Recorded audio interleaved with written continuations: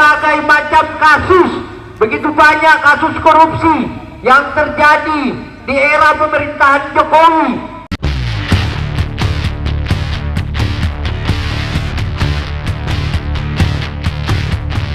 Ya, kembali lagi kita menyuarakan aspirasi-aspirasi menyangkut tentang kinerja KPK yang sampai saat ini terkesan para pimpinan KPK merupakan titipan dari kroni-kroni rezim terdahulu.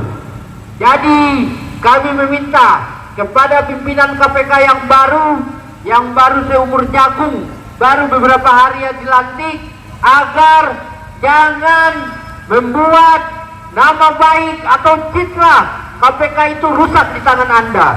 Jika Anda tidak mampu, jika kalian tidak mampu untuk melakukan pemberantasan korupsi di negara ini, maka lebih baik mundur saja dan keluar dari gedung yang terhormat ini. Betul kawan-kawan?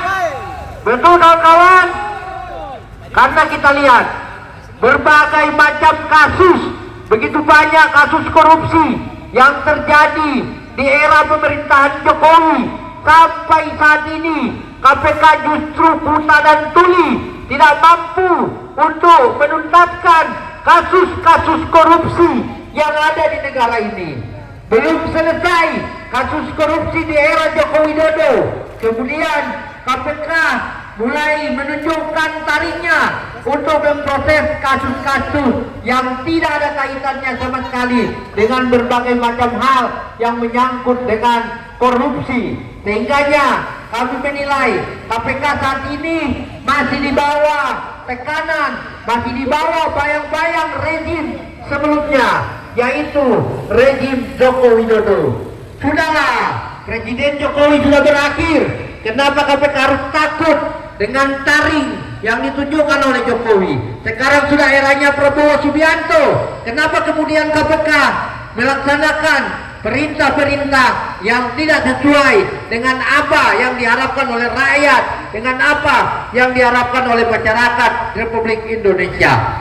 Sekali lagi kami sampaikan kepada Komisi Pemberantasan Korupsi, jangan sampai Anda menjadi komisi pelindung koruptor. Anda dibentuk untuk memberantas para mafia-mafia, untuk memberantas para Dracula yang senantiasa menghisap darah dan uang rakyat.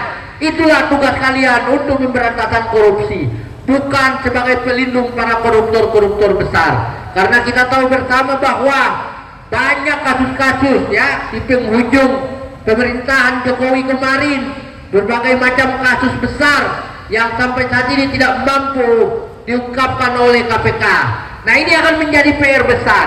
Ini menjadi PR besar bagi Komisi Pemberantasan Korupsi itu sendiri untuk menyikapi, untuk mengungkap, usut tuntas kasus-kasus korupsi yang ada. Nih banyak nih spanduk-spanduknya.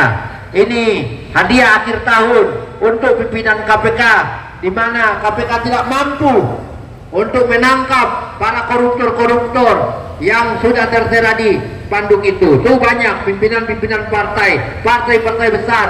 Kemana? Kenapa hanya pimpinan partai itu yang ditangkap, kemudian partai-partai yang lain dibiarkan saja? Nah, inilah keresahan yang terjadi di masyarakat. Kalau mau berantas korupsi, jangan tebang pilih.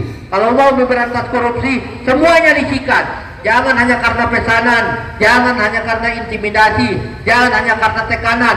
Kemudian KPK bekerja di bayang-bayang pemerintahan era Joko Widodo. Jangan sampai itu terjadi. Jika itu terjadi, maka kami berjanji kami akan datang dengan massa yang lebih besar untuk menjegal kantor ini. Karena kinerjanya, tupoksinya, tugasnya sudah tidak sesuai lagi dengan amanah yang diberikan oleh rakyat Republik Indonesia. Betul kan?